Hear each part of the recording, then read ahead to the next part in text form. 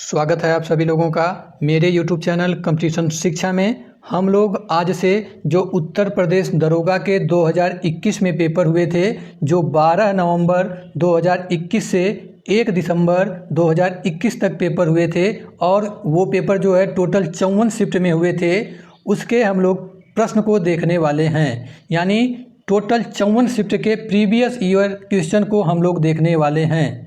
मेरा मानना है कि अगर आपको कोई भी एग्ज़ाम क्लियर करना है तो सबसे पहले प्रीवियस ईयर क्वेश्चन का ट्रेंड देखना चाहिए कि किस तरह का पेपर आता है। पहला स्टेप हम लोगों का यही होना चाहिए। प्रीवियस ईयर क्वेश्चन को देखने के बाद हमें काफ़ी हद तक अंदाज़ा लग जाता है कि किस तरह के प्रश्न पूछे जाते हैं, हमारा कठिनाई का स्तर क्या होता है।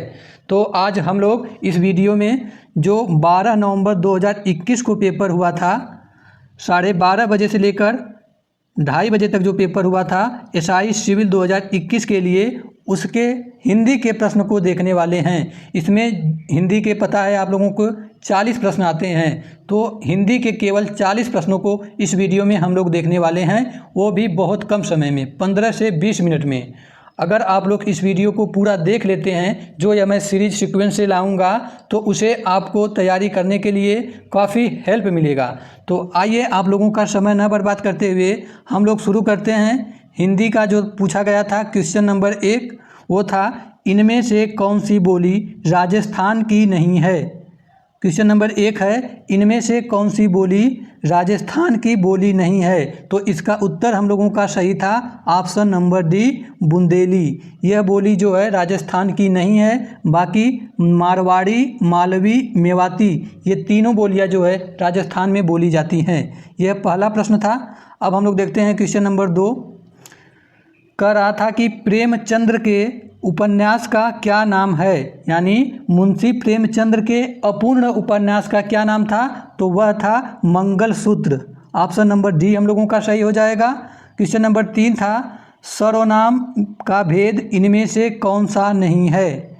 तो सर्वनाम का भेद इनमें से कौन सा नहीं है, वह था गुणवाचक। ऑप्शन नंबर ए सही हो जाएगा।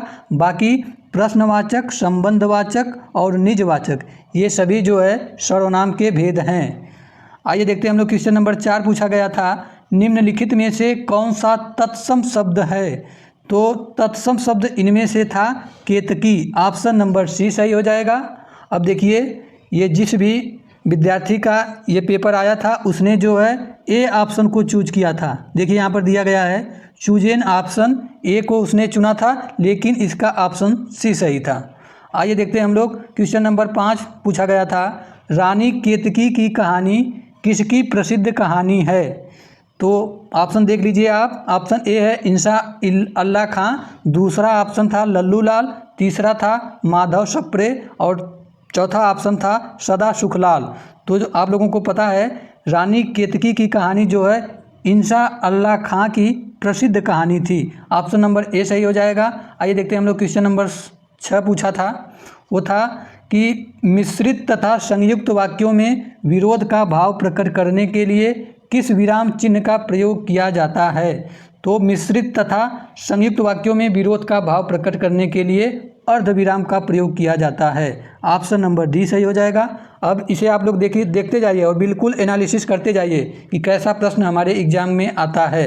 आइए देखते हैं हम लोग क्वेश्चन नंबर 7 पूछा गया था कि किस पत्रिका का संपादन भारतेंदु ने नहीं किया। तो किस पत्रिका का संपादन भारतेंदु ने नहीं किया था, वह था भारतेंदु। ऑप्शन नंबर डी सही था। आइए देखते हैं हम लोग क्वेश्चन नंबर 8 पूछा गया था इनमें से कौन सा शब्द सदैव एक वचन में प्रयुक्त होता है। तो इसका उत्तर हम लोगों का सही था ऑप्शन नंबर ए, सहायता। आप लोग जब वचन पढ़े होंगे तो उसमें 2 पढ़े होंगे कि कुछ शब्द ऐसे थे जो सदैव एक वचन में प्रयुक्त किए जाते हैं और कुछ शब्द ऐसे होते हैं जो सदैव बहुवचन में प्रयोग किए जाते हैं। तो जो सहायता शब्द है उसका प्रयोग सदैव एक वचन में होता है। ये क्वेश्चन नंबर 8 हो गया। क्वेश्चन नंबर 9 पूछा गया था घास फूस में कौन सा समास है। तो घास फूस में आप लोगों को पता है कि इसमें जो है द्वंद्व समास है। ऑप्शन नंबर बी सही था क्वेश्चन नंबर 9 का, क्योंकि घास फूस को जब हम लोग अलग करेंगे तो इसमें इसका विग्रह होगा घास और फूस। बीच में और आ रहा है ना, तो बीच में अगर और आ जाए और योजक चिन्ह आ जाए तो वहाँ पर द्वंद्व समास होता है। यह ट्रिक है, आप लोग याद कर लीजिएगा। बाकी समास के ऊपर मैं बिल्कुल ट्रिकी यानी 15 से 20 मिनट का वीडियो आएगा, बिल्कुल ट्रिक से आप लोग कोई भी शब्द दिया गया हो देखते ही आप लोग पहचान जाएंगे कि उसमें कौन सा समास है। वह वीडियो जल्द ही आएगा, आप लोग ज़रूर देखिएगा। अब देखते हैं हम लोग क्वेश्चन नंबर 10 पूछा गया था, शिक्षक संज्ञा का कौन सा प्रकार है। तो शिक्षक संज्ञा का कौन सा प्रकार है? शिक्षक जो है जातिवाचक संज्ञा के अंतर्गत आता है। ऑप्शन नंबर बी सही था। अब देखते हैं हम लोग क्वेश्चन नंबर 11 जो पूछा गया था कि राम किताब पढ़ता है, इस वाक्य में वाच्य का कौन सा प्रकार है। आप लोगों को पता है कि वाच्य के 3 प्रकार होते हैं, कर्मवाच्य, भाववाच्य और कर्तृवाच्य। तो पूछ रहा है कि राम किताब पढ़ता है, इस वाक्य में वाच्य का कौन सा प्रकार है। तो इसका उत्तर हम लोगों का है कर्तृवाच्य। ऑप्शन नंबर सी सही हो जाएगा। क्वेश्चन नंबर 12 पूछा गया था, गुलेरी जी द्वारा संपादित पत्र कौन सा था। तो गुलेरी जी द्वारा संपादित पत्र का नाम था समालोचक। ऑप्शन नंबर डी सही था। अब देखते हैं हम लोग क्वेश्चन नंबर 13 पूछा गया था, निम्नलिखित में से कौन सा शब्द खर का पर्यायवाची है। तो खर का पर्यायवाची शब्द था गधा। ऑप्शन नंबर ए सही हो जाएगा। तो देखिए पर्यायवाची शब्द से भी प्रश्न यहाँ पर पूछे गए थे, यानी जो उत्तर प्रदेश दरोगा में हिंदी पूछा जाता है उसका बिल्कुल विस्तृत सिलेबस है। आप लोगों को हिंदी में कहीं कुछ भी नहीं छोड़ना है, चाहे वह कोई आसान टॉपिक हो चाहे वह कोई टफ टॉपिक हो, कुछ भी आप लोगों को नहीं छोड़ना है। क्योंकि अक्सर ये होता है, हमें लगता है यह तो आसान टॉपिक है या नहीं आएगा पेपर में, लेकिन अंत में होता क्या है, वही प्रश्न हमारे पेपर में देखने को मिल जाते हैं, तब उत्तर हमारा वहाँ पर गलत हो जाता है। तो किसी भी प्रश्न को या किसी भी चैप्टर को हम लोगों को हल्के में नहीं लेना है, सारे चैप्टर पर हम लोगों को कमांड बनाकर बिल्कुल चलना है। अब जो क्वेश्चन नंबर 14 पूछा गया था, निम्नलिखित में से कौन सा शब्द अथ का विलोम है। तो अथ का विलोम होता है इति। ऑप्शन नंबर डी सही हो जाएगा। देखते हैं जो क्वेश्चन नंबर 15 पूछा गया था, वात्सल्य रस का सम्राट किस कवि को कहा जाता है। तो वात्सल्य रस का सम्राट जो है सूरदास को कहा जाता है। ऑप्शन नंबर ए सही था। क्वेश्चन नंबर 16 पूछा गया था, निम्नलिखित में से किस वाक्य में कर्मवाच्य नहीं है। यानी ये जो 4 ऑप्शन दिए गए हैं इनमें 3 ऑप्शन में कर्मवाच्य है और 1 ऑप्शन में कर्मवाच्य नहीं है। जिस ऑप्शन में कर्मवाच्य नहीं है वही हमारा उत्तर होगा। तो इसका उत्तर था बालक खिलखिलाकर हंस रहा है। इसका उत्तर डी सही हो जाएगा। इसमें जो है कर्मवाच्य नहीं है। क्वेश्चन नंबर 17 पूछा गया था, दोपहर के बाद का समय, इस वाक्यांश के लिए उपयुक्त शब्द लिखिए। तो जो दोपहर के बाद का समय होता है उसे हम लोग कहते हैं अपराह्न। ऑप्शन नंबर सी सही हो जाएगा। ये देखिए जो अनेक वाक्यों के लिए एक शब्द है, यह प्रश्न उससे पूछा गया है। क्वेश्चन नंबर 18 पूछा गया था, कबीर की उलटबाशियों में कौन सा रस प्रमुख है। तो कबीर की उलटबाशियों में जो है अद्भुत रस प्रमुख है। ऑप्शन नंबर बी सही हो जाएगा। क्वेश्चन नंबर 19 पूछा गया था, कमल मोती पानी में उत्पन्न होने वाला, ये किस शब्द के अनेकार्थी शब्द हैं। यानी कमल, मोती और पानी में उत्पन्न होने वाला, यह किस शब्द के अनेकार्थी शब्द हैं। तो ये सभी शब्द जो हैं जलज के अनेकार्थी शब्द हैं। ऑप्शन नंबर सी सही हो जाएगा। क्वेश्चन नंबर 20 पूछा गया था, हिंदी साहित्य का आदिकाल के लेखक कौन हैं। तो हिंदी साहित्य का आदिकाल के लेखक हैं Hazari Prasad Dwivedi. Option number B सही था। क्वेश्चन नंबर 21 पूछा गया था, वे आम के पेड़ हैं, इस वाक्य में अधोरेखित शब्द का सर्वनाम का प्रकार लिखिए। यानी इसमें अधोरेखित शब्द कौन सा है, वे। तो पूछ रहा है वे जो है किस प्रकार का सर्वनाम है। तो आप लोगों को पता है वे जो है निश्चयवाचक सर्वनाम के अंतर्गत आता है। ऑप्शन नंबर ए इसका सही है। क्वेश्चन नंबर 22 पूछा गया था, जाके प्रिय न राम वैदेही, ताजिए ताहि कोटि बैरी, सम यद्यपि परम स्नेही, यह किसकी प्रसिद्ध उक्ति है। तो यह जो उक्ति है वह तुलसीदास की प्रसिद्ध उक्ति है। जाके प्रिय न राम वैदेही, ताजिए ताहि कोटि बैरी, सम यद्यपि परम स्नेही, यह उक्ति जो है तुलसीदास की है। ऑप्शन नंबर ए सही हो जाएगा। क्वेश्चन नंबर 23 पूछा गया था, देखिए आप लोग कि तरल का विलोम शब्द है, तो तरल का विलोम शब्द होता है ठोस। ऑप्शन नंबर बी सही हो जाएगा। क्वेश्चन नंबर 24 पूछा गया था, हिंदुस्तानी भाषा का रूप क्या है, तो जो हिंदुस्तानी भाषा है उसका रूप हिंदी उर्दू मिश्रित है। ऑप्शन नंबर डी सही हो जाएगा। क्वेश्चन नंबर 25 पूछा गया था, निम्नलिखित में से कौन सा शब्द स्त्रीलिंग है, तो जो गरिमा है वह स्त्रीलिंग शब्द है। बाकी स्पर्श, लेख और दुख ये तीनों शब्द पुल्लिंग शब्द हैं। तो आप लोगों को पता है हिंदी में एक स्त्रीलिंग होता है, एक पुल्लिंग होता है, तो इससे जो भी सीधे सीधे प्रश्न देखने को मिल जाते हैं आपके एग्ज़ाम में। तो कोई भी टॉपिक आप लोग छोड़ के नहीं जाएंगे, सभी टॉपिक पर आप लोगों का कमांड होना चाहिए। और मैं आप लोगों को हिंदी बिल्कुल ट्रिकी में, वो भी कॉन्सेप्ट पूरा जो सिलेबस हिंदी का है मैं आप लोगों को कराऊंगा। और आप लोग अगर इस चैनल को सब्सक्राइब नहीं किए हैं तो तुरंत सब्सक्राइब कर लीजिए और बेल आइकन को ऑन रखिए, क्योंकि हिंदी का टेंशन आप लोग छोड़ दीजिए। बाकी हिंदी को मैं बिल्कुल डिटेल से कराने वाला हूं। देखिए हिंदी ऐसा सब्जेक्ट है जो स्कोरिंग सब्जेक्ट होता है, यहाँ पर मैक्सिमम बच्चे जो है अच्छे स्कोर करते हैं। इसका रीज़न क्या है कि बहुत से बच्चे ये हैं, ऐसा होता है कि हिंदी को बहुत कम समय देते हैं, ऐसा उनको लगता है कि हमारा हिंदी बहुत बढ़िया है, लेकिन जब वहाँ पर एग्ज़ाम देने जाते हैं तो उनका 40 में से 25 से 30 प्रश्न सही हो पाता है और सीधे वो लोग कंपटीशन से बाहर हो जाते हैं। वहीं जो विद्यार्थी हिंदी को बिल्कुल सीरियस लिए रहते हैं और उनको पता है कि यही स्कोरिंग सब्जेक्ट है, अगर इसमें हम लोग नंबर खींच लिए तो आगे अगर कोई हमारा सेक्शन थोड़ा कमज़ोर भी है तो वह मैनेज कर लेगा। तो ऐसे विद्यार्थी जो 40 में से 38, 37, 39 क्वेश्चन सही करते हैं उनका सिलेक्शन जो है हो जाता है। मैं आपने बिल्कुल अनुभव से बता रहा हूँ ये बात। अब देखते हैं क्वेश्चन नंबर 26 पूछा गया था, निम्न में से कौन सा शब्द तद्भव नहीं है। यह जो नहीं है इसको आप लोग बिल्कुल ध्यान से पढ़िएगा। अक्सर एग्जाम में ये होता है कि जल्दबाजी में हम लोग प्रश्न को पढ़ते हैं और इसे हम लोग पढ़ लेते हैं, निम्न में से कौन सा शब्द तद्भव शब्द है, तो सीधे हम लोगों का प्रश्न गलत हो जाता है। अंत में वही हम लोगों का जो आता हुआ 2 से 3 प्रश्न गलत होता है, वही हम लोगों को कंपटीशन से सीधे बाहर फेंक देता है। तो पूछ रहा है इसमें कौन सा शब्द तद्भव नहीं है, तो ये रहा आपका ऑप्शन। इसमें सही था कार्य, ये जो तद्भव शब्द नहीं है। बाकी ये जो कसौटी है, काठ है और कहानी है, ये तीनों शब्द तद्भव शब्द के अंतर्गत आते हैं। क्वेश्चन नंबर 27 पूछा गया था, किस शब्द में उपसर्ग नहीं है, तो किस शब्द में उपसर्ग नहीं है, वह शब्द है विरासत। ऑप्शन नंबर ए इसका उत्तर सही था। बाकी व्यापार और वीक्षक और विकल इसमें जो है उपसर्ग का प्रयोग हुआ है। तो आप लोगों उपसर्ग और प्रत्यय को भी बिल्कुल डिटेल से पढ़ लीजिएगा, क्योंकि देख लीजिए आप लोग क्वेश्चन नंबर 27 से उपसर्ग से भी प्रश्न पूछा गया है, आप लोगों को कुछ भी नहीं छोड़ना है। क्वेश्चन नंबर 28 पूछा गया था, केदारनाथ अग्रवाल को किस कृति पर साहित्य अकादमी पुरस्कार प्राप्त हुआ था, तो केदारनाथ अग्रवाल को अपूर्वा के लिए साहित्य अकादमी पुरस्कार दिया गया था।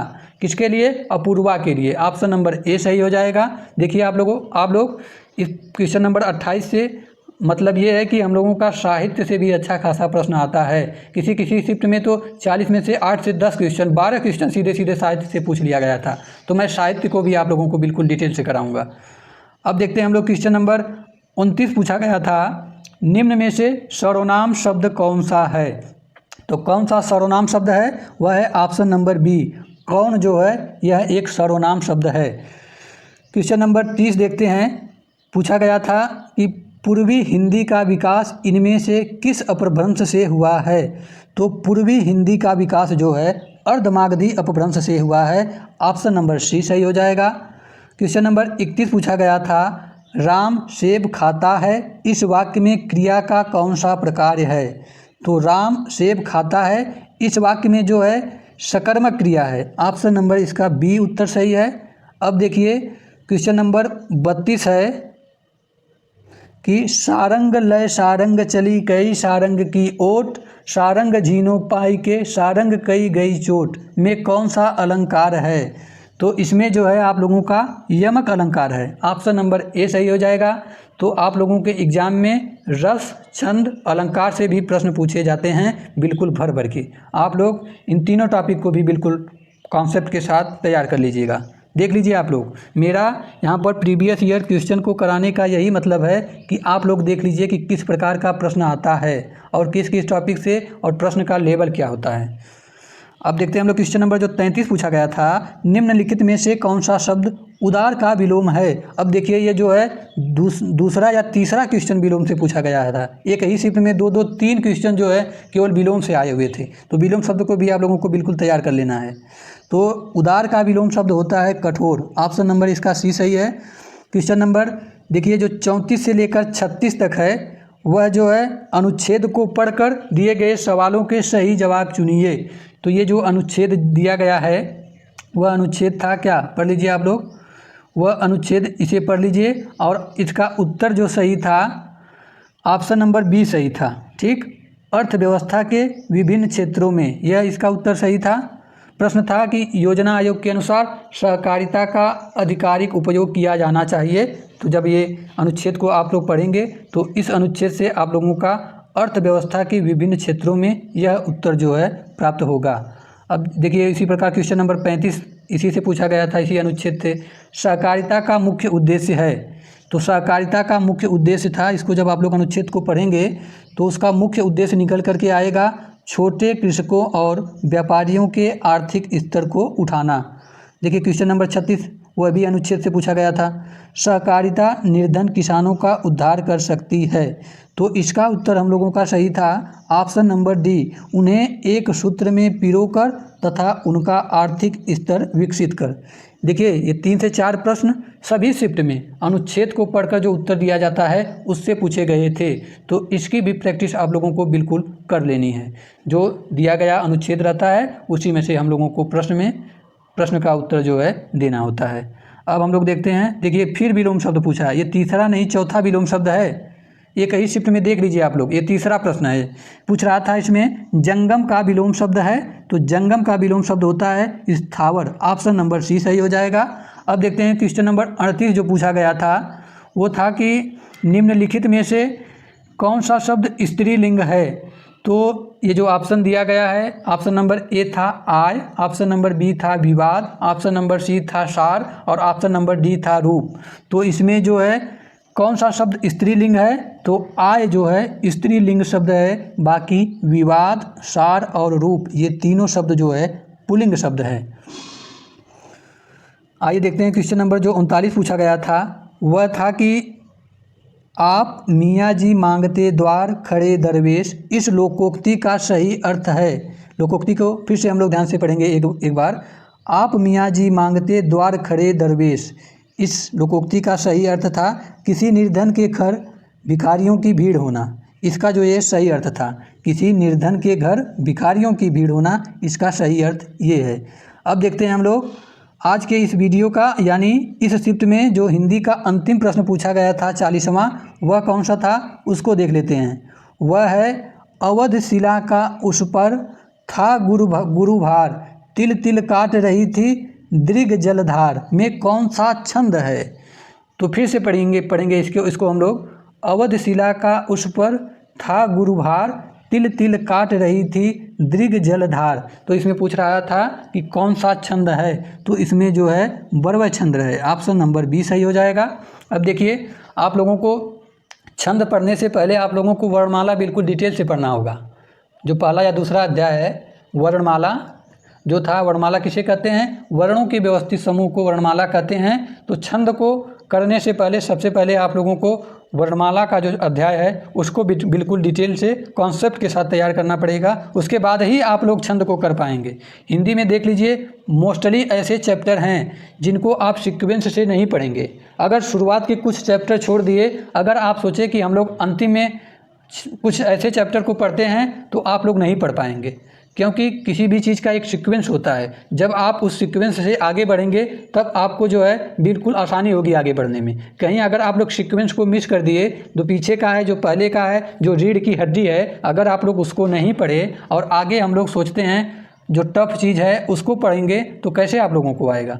तो बिल्कुल सीक्वेंस से पढ़िए, बिल्कुल डिटेल से पढ़िए। अगर आप लोगों को हिंदी में 40 में से 40 प्रश्न सही करने हैं तो इस चैनल को सबसे पहले सब्सक्राइब कर लीजिए। मेरा आप लोगों से वादा है कि हिंदी को मैं ऐसे पढ़ा दूंगा आप लोगों को कि 40 में से 40 प्रश्न आपके सही होंगे और आपके दिमाग में कॉन्सेप्ट जो है हमेशा के लिए बैठ जाएगा, चाहे कोई भी कॉन्सेप्ट हो।